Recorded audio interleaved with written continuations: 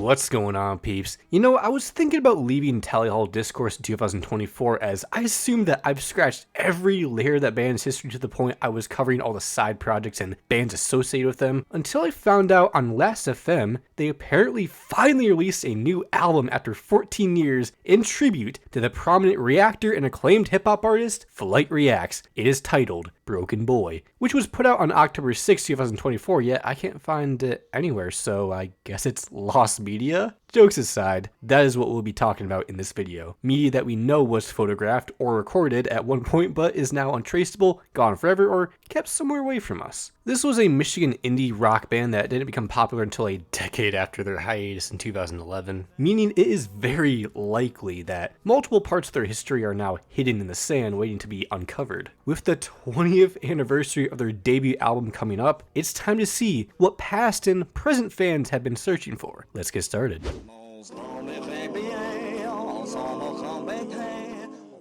Joe Hawley is a man of many talents, seeming like a hell of an actor. Outside of all the school projects and commercials he did for companies like Hungry Howie's and Ford that are lost in time, music seemed to be his true calling. During his sophomore year at UMM in 2002, Joe met Rob Cantor through Cantor's roommate, Andrew Lawrick. Joe and Rob sat next to each other in a musicology class. They started getting lunch together after class and exchanged emails, becoming friends. Rob would then send Joe some recordings of a small on-campus concert he did with Andrew Horowitz and Zubin Seji. In return, Joe emailed Rob a couple of experimental tracks that he had made for fun over the summer with Andrew Kurtz. Rob must have been pretty impressed as he invited Joe to join their band, 540. The tracks he sent eventually became known as the Joe Hawley Application CD. It is said to include songs like The Fruit Gibbet, early demos for future Tally Hall Miracle musical projects, such as Inside the Mind of Simon, covers of Lady Madonna and Space Oddity, and possibly Gobble Chicken and the Kazoo song. All other information is unknown.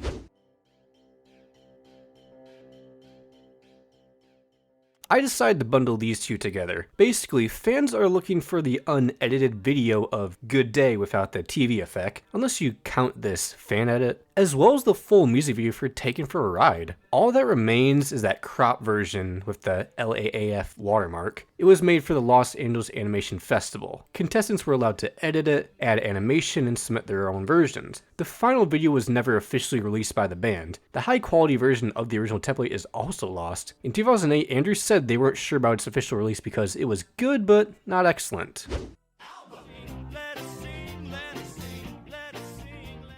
While a lot of those early college party concerts of Tally Hall are now lost in every detail imaginable, there was an in-studio performance they did on the Mitch Albom Show on May 7, 2004 that was never fully recovered. The only footage is this 45-second audio excerpt of Good Day that was on the 2005 Pingree EP. People that dance and compute that no one's better than you. You see, many old Tally Hall videos were lost when Joe Hawley's hard drive crashed in 2005, not helped by a hacker wiping their YouTube channel in May 2010. So most of those videos are likely gone for good, but some were saved by fans. All the Bora logs, singles from Tally Hall's internet show, random sketches, and music videos completely erased. So going forward, they used this chance as a way to re-upload some of the content in higher quality and organize it more neatly, making sense why some of the upload dates are a bit off from when they're actually released. But the videos that weren't saved, I guess they'll never see the light of day again.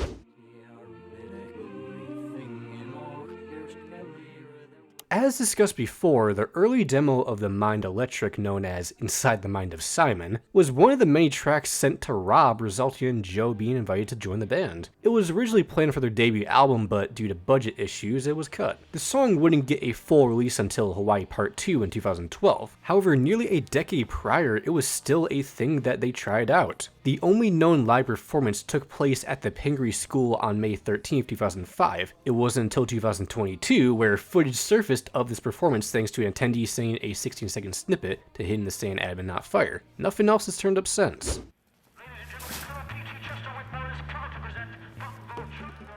Tally Hall was invited onto the Late Late Show with Craig Ferguson on August 2nd, 2006, where they performed Good Day. Spring in a Storm was also recorded for the show but never aired, reportedly producing some strange looks. The other piece of media lost involving the Late Late Show is a Banana Man skit during their second Ferguson appearance on September 16, 2008, which was also never aired.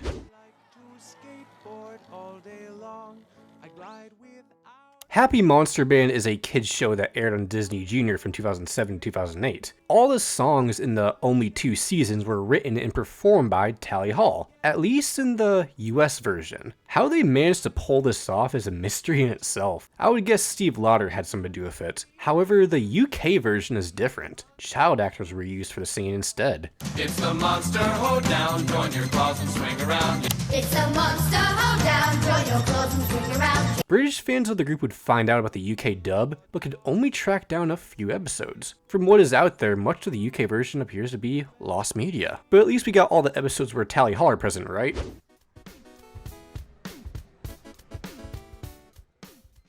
Death Request is the second episode of Tally Hall's internet show, originally released on tallyhall.com on September 29, 2008. In the original script, spoiler alert, after Zubin's death, Rob, Joe, and Andrew are given the task of killing Ross as part of Zubin's final wish. However, when they gather supplies and prepare to do it, they find out Ross's own death wish is that they not kill him, making it impossible to go through with it if they want to honor his wish too. Now in 2015, as a throwback, the band shared a deleted scene that revealed an alternative version of the plot. In this version, Rob kills Ross, and then Joe kills Rob. The rest of the footage from the scrapped original storyline hasn't been recovered.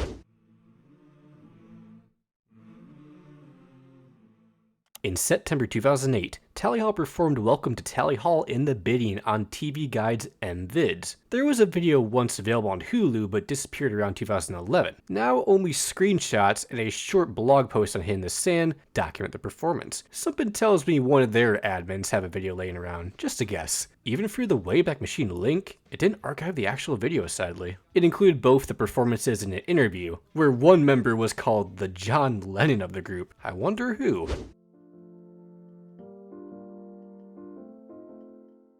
In 2010, Andrew Horowitz and Zubin Seji pitched Strangers to Atlantic Records, which they wrote in 2009, which would have been a single if accepted. It is likely one of the 30 to 100 songs recorded during the Good and Evil era that just never got put out. It became a bit of a mystery in the Tally Hall community. Was it going to be the title track for a third album? Because it was first mentioned during an episode of Keep Up the Good Work of Zubin on June 16, 2020, where they hinted it might be released in the future. But who actually believes that at this point, 5 years later?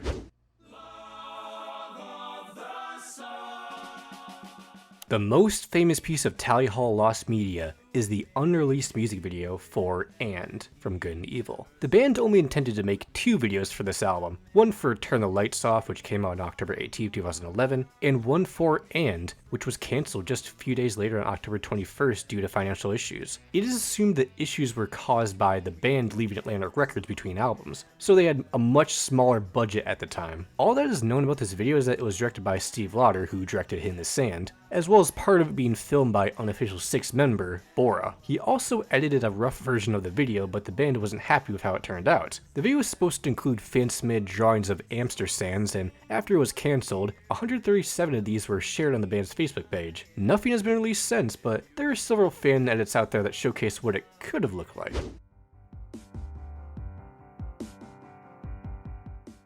There are dozens of Tally Hall internet show skits possibly lost in time due to the hacking incident and Joe's hard drive exploding, but one skit fascinates the fandom the most, this scrap skit from episode 10, all because it features an early instrumental of Joe's Variation on a Cloud. The only footage is from this internet show outtakes compilation on the band's channel.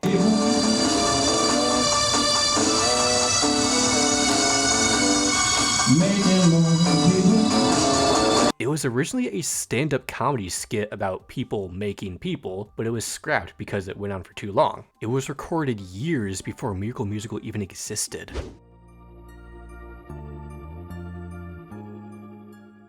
Speaking of Miracle Musical, there was only one live performance held by Joe for the project at Director of Ruler of Everything's Sean Donnelly's Victorian private mansion, the Shawnaroo. Ain't that random? It was held in 2014 in Echo Park. There is only one photo from the night, taken by vocalist Ashley Renee from Island to Thyself. Unfortunately, the photo has since been deleted and I can't find it anymore, so if anyone has it available, let me know. It was a completely private performance that could have been recorded, most likely not, so we'll never know, or likely not meant to. So I hope Joe doesn't harass me on Twitter for leaking this information.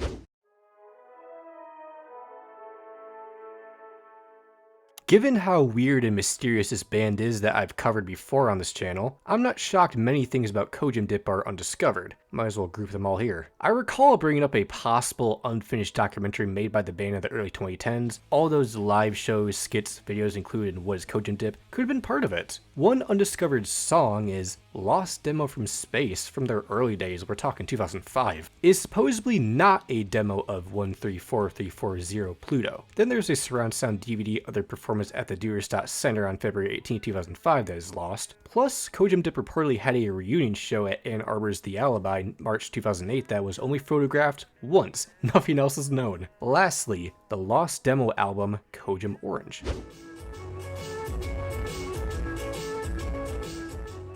The latest piece of lost media is on June 23rd, 2016, where Joe Hawley made a rare appearance at Sonic Lunch. It was supposed to be 30 minutes, but got cut to around 20. Only 13 minutes of it has been fully recovered. Bohemian Rhapsody was done at soundcheck, opening with the kazoo intro, moving to Tally Hall's A Lady in the Bidding, a mashup of Him for a Scarecrow and David Bowie's Space Oddity, and concluding with Variations on a Cloud with elements of Van Halen's Jump. Interesting. Whenever the rest resurfaces, we'll never know. Maybe it's for the best. It's a pretty depressing concert, given the fact he's all alone.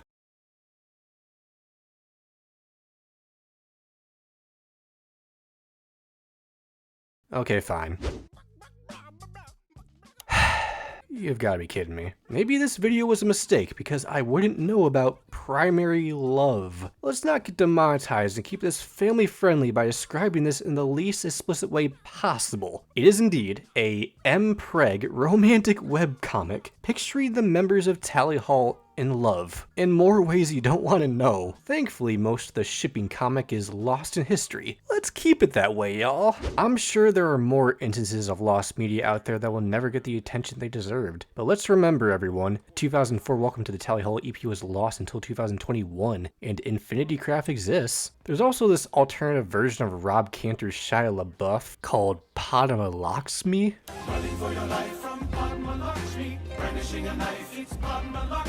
You never know what will pop up in the universe of Tally Hall. Here's an outdated lost media iceberg if you're interested in more hunts like this one. Also, big shout out to Hidden in the Sand for being an incredible source for all things Tally Hall. Now, as I'm cleaning my newly surgically repaired eyes from a contact implant, feel free to recommend more artists for this series. I can't believe I finally got the ability to see without glasses, and a terrible fan flick is what I witness in return. Please like and subscribe for more base content to make my suffering worth it. I'll see you all in the next one. Make sure to love all and peace.